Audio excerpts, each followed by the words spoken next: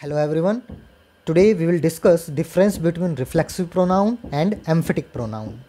Actually they are collectively called compound personal pronouns. So let's see how compound personal pronouns can be formed and their usage as reflexive pronoun and emphatic pronoun and also the difference. So let's start our video. The first PPT is formation of compound personal pronouns. इसमें हम ये देखेंगे कि जो compound personal pronouns हैं जिनको कि हम रिफ्लेक्सिव या एम्फेटिक प्रोनाउन बोलते हैं, ठीक है, तो कलेक्टिवली हम इनको कंपाउंड पर्सनल प्रोनाउन बोलते हैं। ये इसी की टर्म है रिफ्लेक्सिव और एम्फेटिक।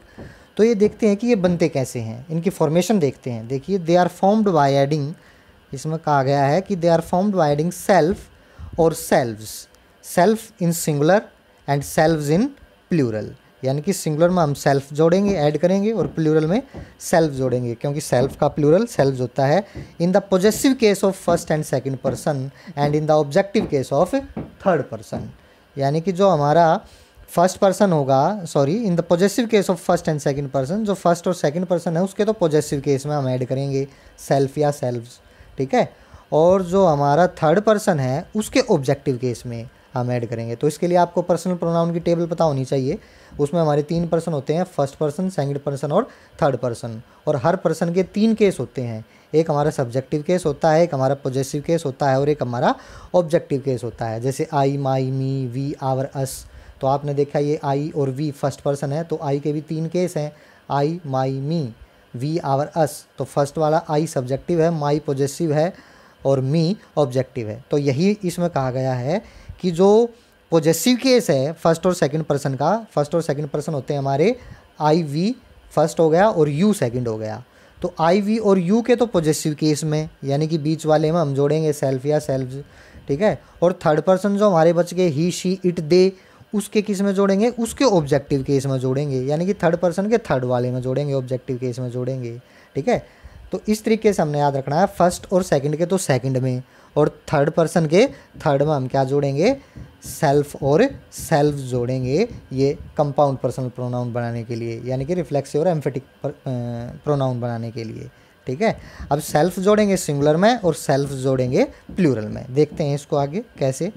देखिए आता है हाउ टू ऐड सेल्फ और सेल्व्स, कैसे हम सेल्फ और सेल्व्स को ऐड करें।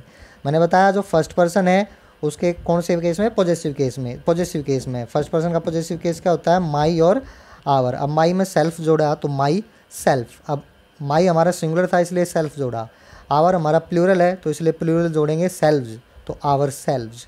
इसी तरीके से सेकंड पर्सन का पॉजेसिव केस योर, अब योर जो सेकंड पर्सन है हमारा वो सिंगुलर भी योर होता है और उसका प्लूरल भी योर होता है, ठीक है। तो अगर वो सिंगुलर है, अगर हम उसको सिंगुलर यूज़ कर रहे हैं तो सेल्फ जोड़ेंगे योर सेल्फ, अगर हम उसको प्लूरल यूज़ कर रहे हैं तो सेल्व्स जोड़ेंगे, फिर बन जाएगा योर सेल्व्स, ठीक है। तो इस तरीके से इसको बनाएंगे।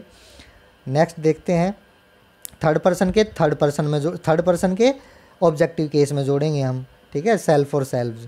तो थर्ड पर्सन का ऑब्जेक्टिव केस क्या है, हिम, हर, इट और देम। तो हिम सिंगुलर है तो सिंगुलर में सेल्फ जोड़ा, him self, her self, it self. अब देम देखो, देम हमारा प्लूरल है, ठीक है, तो उसमें सेल्व्स जोड़ा तो क्या बना, देम सेल्व्स, ठीक है। दोबारा बता देता हूँ, फर्स्ट और सेकंड पर्सन के पॉजेसिव केस में और थर्ड पर्सन के ऑब्जेक्टिव केस में हमने सेल्फ और सेल्व्स को ऐड करना है। नेक्स्ट देखते हैं, तो ये तो हमारे बन गए ये कंपाउंड पर्सनल प्रोनाउन की, भाई ये जो रिफ्लेक्सिव या फिर एम्फेटिक प्रोनाउन है, ठीक है, इनको कंपाउंड पर्सनल प्रोनाउन भी कहते हैं, कि इनकी फॉर्मेशन कैसे होगी। अब नेक्स्ट देखते हैं रिफ्लेक्सिव प्रोनाउन क्या होते हैं, ठीक है। देखिए ये कहता है they are called reflexive pronouns when the, इनको रिफ्लेक्सिव प्रोनाउन कब कहा जाएगा, नाम तो इनका कंपाउंड पर्सनल प्रोनाउन है, ठीक है, हम यही देख रहे हैं कि कब इनको रिफ्लेक्सिव कहें और कब एम्फेटिक कहें, ताकि इनमें डिफरेंस पता चल जाए हमें, ठीक है। रिफ्लेक्सिव कब कहेंगे उनको, जब ये they are called reflexive pronoun, इनको रिफ्लेक्सिव प्रोनाउन कहा जाता है कब, when the action done by the subject turns back or reflects upon the subject, जब सब्जेक्ट जो एक्शन करता है, ठीक है, जब उसका एक्शन वापिस रिफ्लेक्ट हो जाता है किस पर, सब्जेक्ट पर ही रिफ्लेक्ट हो जाता है।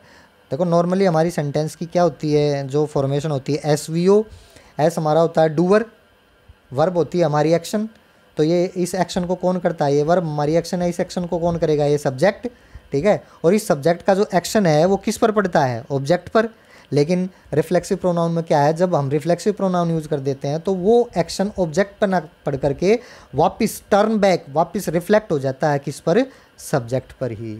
यानी कि हम ये कहें कि ये जो रिफ्लेक्सिव प्रोनाउन है ये हमारा ऑब्जेक्ट की जगह यूज़ होता है, और ऑब्जेक्ट की जगह यूज़ होकर के जो सब्जेक्ट का एक्शन है उसको वापस सब्जेक्ट पर ही रिफ्लेक्ट कर देता है, इसलिए रिफ्लेक्ट से रिफ्लेक्सिव प्रोनाउन हमारा बन जाता है। इस तरीके से आप याद कर सकते हैं, ठीक है। वापस सब्जेक्ट के एक्शन को रिफ्लेक्ट कर देता है सब्जेक्ट के ऊपर ही, ठीक है, रिफ्लेक्सिव प्रोनाउन। तो ये इसका यूज़ है, देखो, means reflexive pronoun is used in place of an object in a sentence. जो रिफ्लेक्सिव प्रोनाउन है वो सेंटेंस में ऑब्जेक्ट की जगह यूज होते हैं, ठीक है, ऑब्जेक्ट की जगह यूज होकर के और उस सब्जेक्ट के एक्शन को वापस सब्जेक्ट पर ही टर्न बैक कर देते हैं। देखते हैं एग्जाम्पल, जैसे इसने कहा ही हर्ट हिमसेल्फ। अब यहाँ देखिए ही हर्ट, उसने हर्ट कर लिया, किसको हर्ट किया, किसी दूसरे को नहीं, कोई दूसरा ऑब्जेक्ट नहीं आया। देखो ऑब्जेक्ट की जगह यूज़ हुआ है हिमसेल्फ, लेकिन ये ऑब्जेक्ट हमारा क्या यूज़ हुआ है यहाँ पर, रिफ्लेक्सिव प्रोनाउन। कैसे पता चला रिफ्लेक्सिव प्रोनाउन, दो तरीके से पता चला। देखो एक तो ऑब्जेक्ट की जगह यूज़ हुआ है ये, ठीक है, तो ये जब कंपाउंड पर्सनल प्रोनाउन ऑब्जेक्ट की जगह यूज हो तो हम इसको बोलते हैं रिफ्लेक्सिव प्रोनाउन, ठीक है। और एक्शन हिमसेल्फ, ये हिमसेल्फ कौन है, ये हिमसेल्फ ही है, यानी कि एक्शन वापस सब्जेक्ट पर ही रिफ्लेक्ट हो रहा है। उसने किसको हर्ट किया, किसी दूसरे को हर्ट नहीं किया, स्वयं को ही हर्ट कर लिया, ठीक है। तो एक्शन अपने आप पर ही, सब्जेक्ट पर ही वापस रिफ्लेक्ट हो रहा है, तो इसलिए इसको क्या बोलेंगे, रिफ्लेक्सिव प्रोनाउन। सेकंड में देखिए ये भी ऐसा ही है, द बॉय हिड, हिड लड़के ने छुपा लिया, किसको, किसको छुपाया, हिमसेल्फ, अपने आप को ही छुपाया। ये ऑब्जेक्ट की जगह है, हमारा ऑब्जेक्ट की जगह यूज़ हुआ है।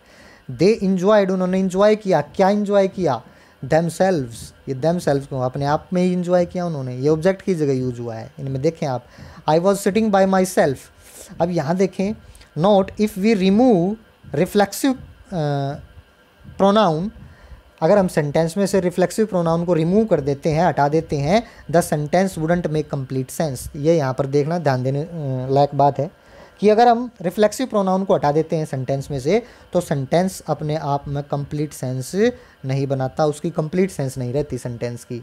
अब यहीं देखिए, अगर मैं इस हिमसेल्फ को यहाँ से हटा दूँ, ही हर्ट, उसने हर्ट कर लिया, ही हर्ट, क्या हर्ट किया, द बॉय हिड, अभी देखो सेंस कंप्लीट है, द बॉय हिड वट, ठीक है, सेंस इनकम्प्लीट है, ठीक है। तो ये स्पष्ट है कि ये सेंटेंस में ऑब्जेक्ट की जगह यूज होते हैं रिफ्लेक्सिव प्रोनाउन, ठीक है। तो ये तो हमारे आगे रिफ्लेक्सिव प्रोनाउन।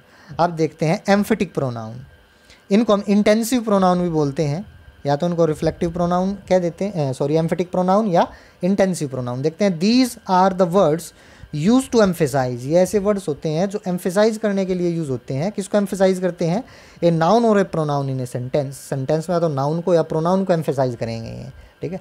यानी कि इनका कोई ऐसा नहीं है कि भाई ये ऑब्जेक्ट की जगह यूज़ होंगे, इनका केवल मतलब होता है सेंटेंस में किसी एक पर्टिकुलर नाउन या प्रोनाउन को इंपॉर्टेंस देना, वैल्यू देना या उस पर स्ट्रेस डालना, ठीक है, उसको एम्फेसाइज करना, जोर देना उस पर।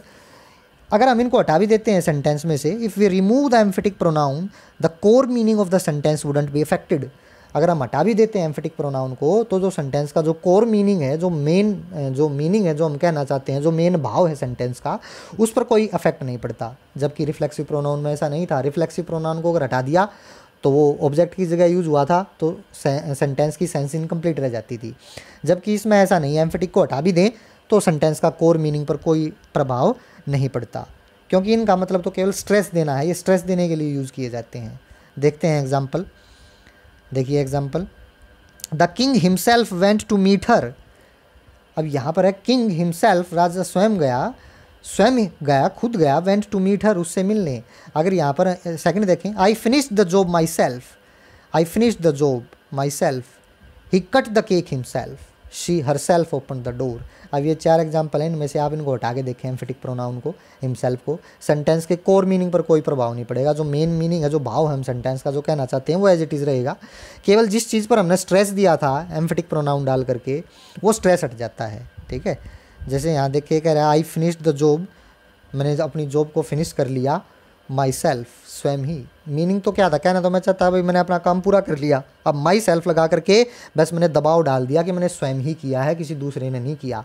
तो इस पर आई पर क्या डाल दिया, स्ट्रेस डाल दिया, तो ये हमारा एम्फेटिक प्रोनाउन है।